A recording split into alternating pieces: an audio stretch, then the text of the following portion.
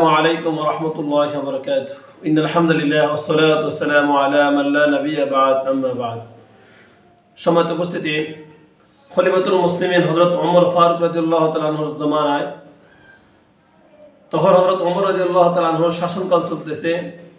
তার ছেলে হযরত আব্দুল্লাহ রাদিয়াল্লাহু তাআলা আনহুকে হযরত আলী রাদিয়াল্লাহু তাআলা আনহুর ছেলে হযরত হোসেন রাদিয়াল্লাহু তাআলা আনহু গালি দিলেন যে গোলামের ছেলে গোলাম, অর্থাৎ ওমরের ছেলে আব্দুল্লাহকে হযরত হোসেন রাদিয়াল্লাহু তাআলা বললেন, হে গোলামের ছেলে গোলাম, তুমি কথাবার্তা খুব সাবধানে বলবা। যখন এই গালিটা হোসেন রাদিয়াল্লাহু তাআলা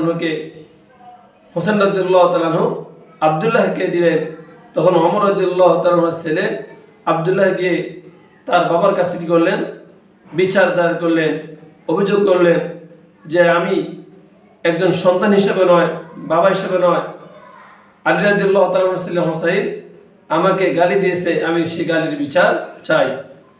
তখন হযরত ওমর ফারুক রাদিয়াল্লাহু তাআলা, যিনি সাধারণ খলিফা নয়, যিনি বিচারের ক্ষেত্রে অনেক কঠিন, যিনি কাউকে ছাড় দেয় না, বিচারের ক্ষেত্রে কোরআন দেখে রাসূলের হাদিস দেখে যিনি বিচার করেন, তিনি চিন্তা করলেন আব্দুল্লাহ তার কাছে বিচার চেয়েছে সন্তান হিসেবে নয়, একজন অপরাধী হিসেবে। তখন তিনি হযরত আলী রাদিয়াল্লাহু তাআলার কাছে গিয়ে জিজ্ঞাসা করলেন, তোমার ছেলে হোসাইন আমার ছেলে আব্দুল্লাহকে গালি দিয়েছে কিনা, গোলামের ঘরের গোলাম, গোলামের ছেলে গোলাম বলেছে কিনা? তখন হোসাইন রাদিয়াল্লাহু তাআলা বললেন, হ্যাঁ, আমি অবশ্যই আপনার ছেলেকে গোলামের ঘরে গোলাম বলেছি। তখন হযরত ওমর ফারুক রাদিয়াল্লাহু তাআলা হযরত আলীকে বললেন, তোমার ছেলে গোলামের ছেলে গোলাম কেন বললো, এই গালি কেন দিল? এখন তোমার ছেলের বিচার হবে। আগামী জুমার পরে মদিনাতে জুমার নামাজের পরে সমস্ত সাহাবায়ে কেরামের সামনে তোমার সন্তানের বিচার হবে। তুমি কি বিচার মানতে রাজি? আর যদি তুমি বিচার না মানো, আমি মদিনার মক্কার সমস্ত বড় বড় সাহাবায়ে কেরামদেরকে নিয়ে এই অপরাধের বিচার করব। হযরত আলী রাদিয়াল্লাহু তাআলা বললেন, নবীর পরিবার, আলীর পরিবার আপনার বিচার মানতে অবশ্যই রাজি আছে, আপনি যাই বিচার করবেন তাই মাথা পেতে গ্রহণ করা হবে। আগামী জুমাহের দিন অবশ্যই হোসেনকে নিয়ে মদিনাতে আসা হবে। হযরত আলী রাদিয়াল্লাহু তাআলা ওমরকে বিদায় দিয়ে হোসেনকে জিজ্ঞাসা করলেন, হুসাইন, তুমি কেন অন্যায়টি করেছ? তুমি কেন আব্দুল্লাহকে গোলামের ছেলে গোলাম বলেছ? তুমি কি জানো এই ওমর কোন ওমর, যে ওমর তার সন্তানকেও সে ছাড় দেয় নাই? তার সন্তান যখন অন্যায় করেছে তাকে সে আঘাত করেছে। কারণ খলিফাতুল মুসলিমিন হযরত ওমর ফারুক রাদিয়াল্লাহু তাআলা ন্যায় বিচারের কথা আমরা সকলে অবগত, যে তার এক সন্তান ছিলেন যিনি নাবিজ পান করেছেন। নাবিজ বলা হয় রাতের বেলায় খেজুর দুধের মধ্যে ভিজিয়ে রাখে, আর সকালবেলা সেটা মিষ্টান্ন হয়ে যায়, সেটা দুধের কালার হয়ে যায়, এটাকে বলা হয় নাবিজ। হযরত ওমর রাদিয়াল্লাহু তাআলার ছেলে আবু শাহামা তিনি নাবিজ পান করেছিলেন।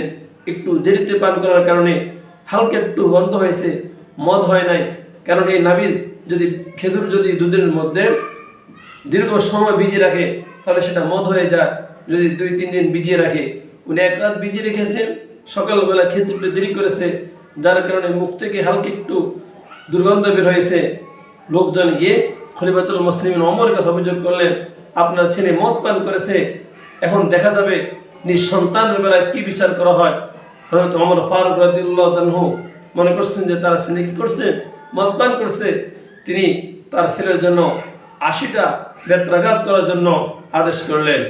মুহতারাম হাজরিন, তখন দাজ্জাল তিনি ছুরি লাঠি দিয়ে 1টা 2টা 3টা করে আঘাত করলেন।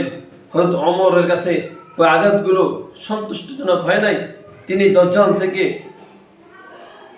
ছুরি নিয়ে কি করলেন, নিজে আঘাত করতে আরম্ভ করলেন। আবার প্রথম থেকে তিনি আঘাত করতে আরম্ভ করলেন। প্রায় 50-40টা আঘাত করার পরে হযরত ওমর ফারুক রাদিয়াল্লাহু তাআলার ছেলে আবু শাহামা অবস্থা প্রায় শেষ পর্যায়ে। আবু শাহামার মা আসে, বলতেছে, ও আমিরুল মুমিনিন, স্বামীর পরিচয় নয়, আমার ছেলে কি আপনি যে শাস্তি দিতেছেন, প্রায় 40টা বেত্রাঘাত করেছেন, আর যদি অবশিষ্ট বেত্রাঘাতগুলো করেন আমার ছেলে এখনই মারা যাবে। আমি আমার সন্তানের পক্ষ থেকে ক্ষমা চাইতেছি, আমার সন্তান যে অন্যায় করেছে যে 40টা আঘাত করেছেন, আর অবশিষ্ট 60টা আঘাতের পরিবর্তে আমি কি করব? আমি আল্লাহ তাআলার রাস্তার মধ্যে সদাকা করব, আমি আল্লাহ তাআলার রাস্তার মধ্যে সদাকা করব। আপনি আল্লাহর রাস্তে আমার ছেলেকে ক্ষমা করে দিন। হযরত ওমর ফারুক রাদিয়াল্লাহু তাআলা বললেন, সরে যাও, তোমার সন্তান অন্যায় করেছে, অপরাধ করেছে, অপরাধের বিচার হবে। হযরত ওমর ফারুক রাদিয়াল্লাহু তাআলা নিজ হাতে আঘাত করতে লাগলেন। প্রায় 60টা আঘাত করার পরে আবু শামা দুনিয়া থেকে বিদায় নিয়ে চলে যায়। হযরত ওমরের ছেলে আবু শামা যখন মৃত্যুবরণ করলেন, তাকে কবর করার পরে কবরের উপরে ওমর রাদিয়াল্লাহু তাআলা বাকি 20টা আঘাত করলেন, অর্থাৎ 80টা আঘাত তিনি পরিপূর্ণ শেষ করলেন। এই হলো সে ওমর, যে ওমর তার সন্তানকে ছাড়া দেয় নাই, কিন্তু সন্তান যেহেতু এখন শাস্তি দেওয়ার পরে হযরত ওমর রাদিয়াল্লাহু তাআলা তিনি কি করতেছেন, মারা যাওয়ার পরে 80টা ডোরা শেষ করার পরে আল্লাহ তাআলার কাছে সন্তানের জন্য ক্ষমা চাইলেন। মুহতারাম হাজরিন, হযরত আলী রাদিয়াল্লাহু তাআলা তার ছেলে হোসেনকে বললেন, হোসাইন তুমি কি করলা? তুমি ওই ওমর, যে ওমর নিজ সন্তানকে আঘাত করছে, বিচার করছে, বিন্দু পরিমাণ ছাড় দেয় নাই, সেই ওমরের ছেলেকে তুমি গালি দিয়েছ, গোলামের ঘরের গোলাম বলেছ, গোলামের ছেলে গোলাম বলেছ, তোমার তো বিচার কঠিন হবে, কঠিন বিচার হবে। মুহতারাম হাজরিন, হযরত হোসেন রাদিয়াল্লাহু তাআলাকে নিয়ে হযরত আলী রাদিয়াল্লাহু তাআলা মসজিদে নববীর সামনে উপস্থিত হয়ে গেলেন। নামাজ শেষে বিচার হবে সমস্ত সাহাবায়ে কেরামের সামনে। আল্লাহর নবীর সাহাবী খলিফাতুল মুসলিমিন আমিরুল মুমিনিন হযরত ওমর ফারুক রাদিয়াল্লাহু তাআলা খুতবার মধ্যে ভাষণ দিচ্ছেন, আর এই ভাষণের মধ্যে আজকে যে বিচার হবে সেই বিষয়টাকে তুলে ধরলেন।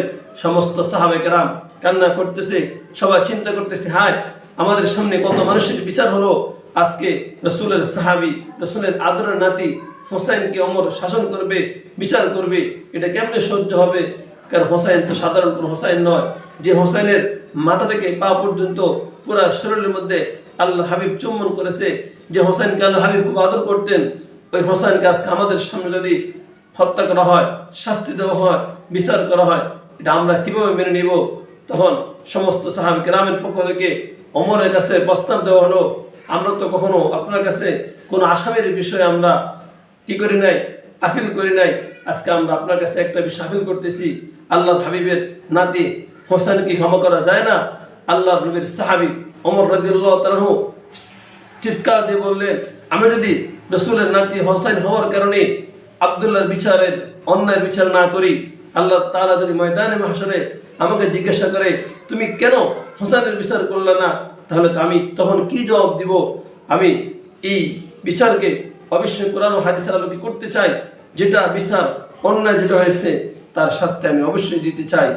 মুহতারাম হাজরিন, হযরত ওমর রাদিয়াল্লাহু তাআলা যখন হযরত হোসেনকে ডাক দিলেন, বলো তুমি আব্দুল্লাহকে গোলামের ছেলে গোলাম বলছো কিনা? তখন হযরত হোসেন রাদিয়াল্লাহু তাআলা বললেন, অবশ্যই আমি বলেছি। আপনি বলেন, আপনি কি আল্লাহ হাবিবের গোলাম ছিলেন না? আপনি কি আমার নানার গোলাম ছিলেন না? বলে কিভাবে? বলে আমার নানা যখন সফরে যাইতেন, গোড়ায় থাকতেন, আপনি আমার নানার গোড়ার লাগাম ধরে টানতেন, আমার নানার ওজুর ফানি আগাই দিতেন, আমার নানার নামাজের যায় নামাজ আগাই দিতেন, আমার নানার মেসোদ আগাই দিতেন, তাহলে কি আপনি আমার নানার আল্লাহর হাবিবের গোলাম ছিলেন না? এই কথাকে আপনি অস্বীকার করতে পারবেন? ওমর রাদিয়াল্লাহু তাআলা বললেন, হ্যাঁ আমি তো অবশ্যই আল্লাহর হাবিবের কাজগুলো করেছি। তখন হোসেন রাদিয়াল্লাহু তাআলা বললেন, তাহলে আপনি কি রাজি? আপনি কি স্বীকার করেন যে আপনি আমার নানার গোলাম ছিলেন না? ওমর বললেন, হ্যাঁ আমি তোমার নানার গোলাম ছিলাম। বলে তাহলে আপনি যদি আমার নানার গোলাম হন, তাহলে তো আপনার ছেলে গোলামের ঘরে গোলাম, তাহলে তো আমি কখনো অন্যায় বলি নাই, আমি তো মিথ্যা বলি নাই, তাহলে আমার শাস্তি যদি আপনি দেন আমি সেটা মাথাতে গ্রহণ করব। তখন হযরত ওমর ফারুক রাদিয়াল্লাহু তাআলা বললেন, আচ্ছা তুমি যে আমাকে গোলামের ঘরে গোলাম বলছো, আমার ছেলেকে আমাকে গোলাম বলছো, তোমার নানার গোলাম বলছো, এই কথা কি তুমি একটা কাগজে লিখে দিতে পারবা? হযরত হোসেন রাদিয়াল্লাহু তাআলা একটা কাগজের মধ্যে লিপিবদ্ধ করে দিলেন, ওমর রাদিয়াল্লাহু তাআলা আল্লাহর হাবিবের গোলাম, আব্দুল্লাহ গোলামের ছেলে গোলাম। এই কাগজটা ওমর রাদিয়াল্লাহু তাআলা আলীর কাছ থেকে গ্রহণ করলেন আর বললেন, আলহামদুলিল্লাহ আলহামদুলিল্লাহ, আব্দুল্লাহ তুমি বিচার পেয়েছো, আব্দুল্লাহ তুমি ক্ষান্ত হয়ে যাও, হোসেনের আর বিচারের দরকার নাই। হোসেন আমাদেরকে স্বীকৃতি দিয়েছে, গোলামের ছেলে গোলাম বলেছে, তোমাকে আমাকে গোলাম বলেছে।